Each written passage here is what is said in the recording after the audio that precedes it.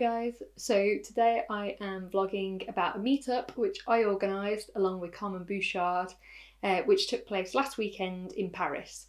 So the meetup was called Paris Sewcial and also Paris Coude because we decided to have English and French names and hashtags for the meetup.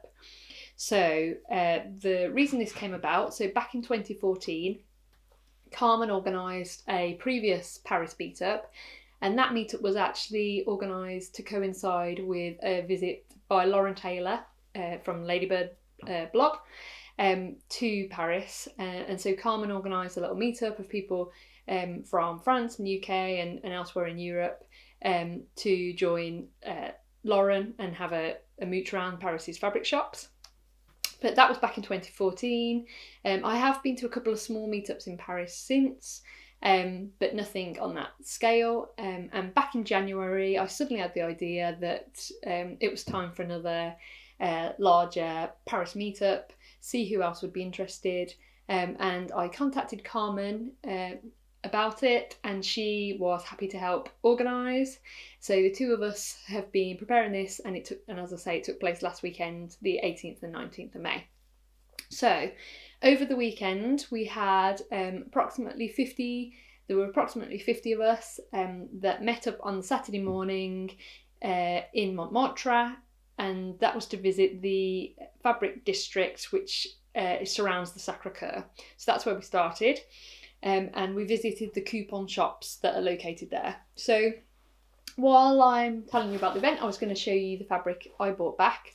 And I got one fabric from that area of Paris, and I got a wax print. So I'll show you.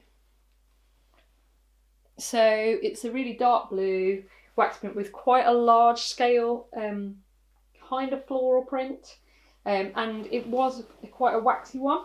Some are obviously waxier than others, so this one was quite stiff, had quite a stiff waxy feel to it. I've put it through the washing machine once and it's already softened up quite a bit, and I was thinking that I would make a skirt with that. So I'll probably sew it up into a skirt next, and then I'm sure as that skirt goes through the wash, it will soften up even more as well.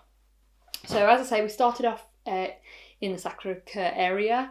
And then as people started to get hungry and started to feel like they shopped enough around that area, we kind of split into smaller groups, went for lunch, and then people split up to visit different shops. So the next place I visited, and that most of the group made a trip to, was a pop-up shop organised by the French pattern company DP Studio. So it was complete coincidence that was happening on the same Saturday that we were meeting. And at that pop-up shop, DP Studio was selling they had most of their patterns on sale. They do pattern catalogues or lookbooks, and you could look through the lookbooks and pick out any of their patterns. And then they also were selling off leftover fabric from previous collections and samples, etc. So I decided I got one piece of fabric, which is this. So it's a nice quality cotton, and if you can see, it's got a little mottled effect. So I was thinking it would make a nice blouse or shirt. And then I got one pattern. I had a look, because we knew the pop-up shop was going to be there, I had a look on Instagram in advance of what patterns other people had made, because I thought it would be a good opportunity to buy one of their patterns in person and try them out. And I decided to go with the 600, which is a blouse pattern. With some quite unusual features. It's got, as you can see, like an elasticated waistband with like a little peplum, and quite a nice neckline detail. And there's lots of versions of this on Instagram. And Emily from Self Assembly Required, who I was with at the time when I was buying this, has also made this. I think she extended it into a dress. So I'm going to go and read everyone else's reviews of the pattern and then try that, hopefully sometime this year. So after DP Studio, I went with Emily and Camilla, and we went and visited Make My Lemonade shop. But people went to lots of other different shops around Paris in the afternoon.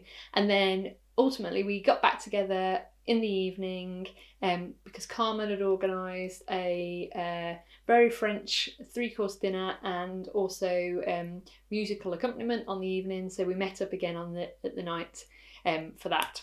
So then on the Sunday we met again. We met slightly later and went for brunch at a cafe near to the Yves Saint Laurent Museum, and then that's where we headed next. So when we visited, they had on a small exhibition about the Mondrian dress and its influence, and then you also visit a studio where Yves Saint Laurent and his colleagues worked. So that was really good fun. We went there, and then again people decided where they wanted to go next, but a few of us who were still up for some more fabric shopping visited the Benetex's warehouse, fabric warehouse. It's slightly further afield, so I've never visited on any previous trips to Paris. So we got metro, and then from the Yves Saint Laurent, near the Yves Saint Laurent Museum, and then we got a bus after that. And when you arrive, you have to let yourself in through a little gate, walk across a car park, and it's kind of a industrially warehouse area. And so you walk, there's some signage, but it's not obvious from the street, especially. And you walk in, and there are a couple of large fabric warehouses. The staff there are lovely. They gave us all a small coffee when we arrived, and they gave us all a free cut of fabric as well when we purchased some fabric there and before we left. So I got a few pieces at Benetech. So one of them was this grey jersey, which I've already sewn up, and this is a Deer Doe Sirocco jumpsuit. I'll stand up so you can see. So I bought this fabric specifically to make the jumpsuit, and I've sewn that version up. And I also bought another fabric from Benetech, also to make a Sirocco, which is this one. So as you can see, it's a heavier weight than the one I'm wearing, although not really heavy. It's got plenty of stretch, and it's got this little gold star pattern on. So yeah, now that I've made one version in this grey jersey, I'm going to make another one. I've made some slight alterations. This is quite long on me, so I've taken a tiny bit of length out of the body, so that'll come up slightly, and a bit of length out of the at the top of the trousers as well.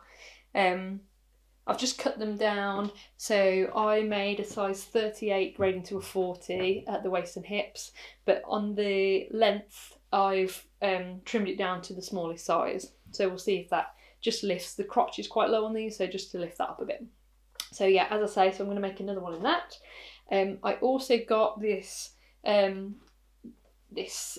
slightly heavier weight sweatshirt in fabric, so it's got a grey side and a pink side, and Claire from Claire Sews, she also got some of this, and I think she was planning to make a linden, which is probably what I'll make. I got a metre, so that's certainly enough to make a linden or maybe an alternative sweatshirt pattern. And then so those are the three that I purchased, including this one I'm wearing. And then they, as I say, offered us a metre, told us you could take a metre or up to 1.5 meters of another fabric for free. And I went back and got this floral knit, which is really stretchy and quite lightweight. Yeah, I'd looked at this before when I was shopping and thought, oh, maybe not. But then when I was told I could have some for free, I thought, right, I'm going to just go for it. So I think I might make like a little long sleeved knit top out of that one. We'll see. But yeah, so I got a metre of that as well. So those are my fabrics. And then the only other thing I was going to say was I got given a few gifts really generously from people who were attending. So one of those, which is amazing, Veronica, whose Instagram handle is Aubergine Kenobi, made me this really cute, and I think she made Carmen one as well, this really cute French macaron pincushion. Make sure he's not blurred. Yeah, there you are, I can see him. So that was really kind, thank you very much, Veronica. Sarah gave me some chocolate, and Annika, who also designed the logo for the event, the Paris Social, Paris Good logo. So Annika Karamin, who is also she's a sewing blogger, but she's also a illustrator. She gave me a couple of these very cool stickers. So that's her Angry Girls Club sticker, and she designed the logo for free sewing. So she was giving out some free sewing stickers as well. So yeah, so that's probably enough from me talking about the event, and now I'll leave you with some footage from the course of the weekend. Anytime I'm feeling, well, helpless and alone, I know that there's something I can turn to, over which I have control. I can make you look amazing. All I have to do is go to my room full of air and sew.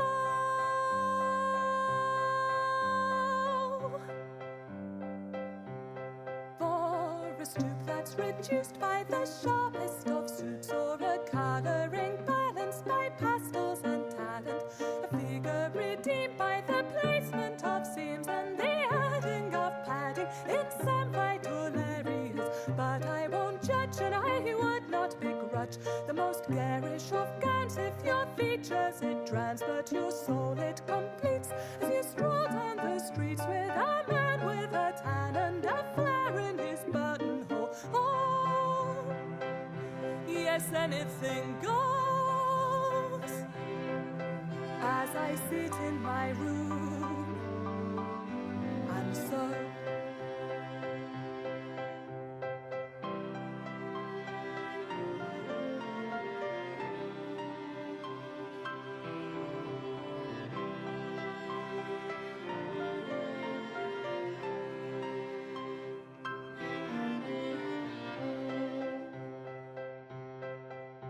For when I'm creating, I'm not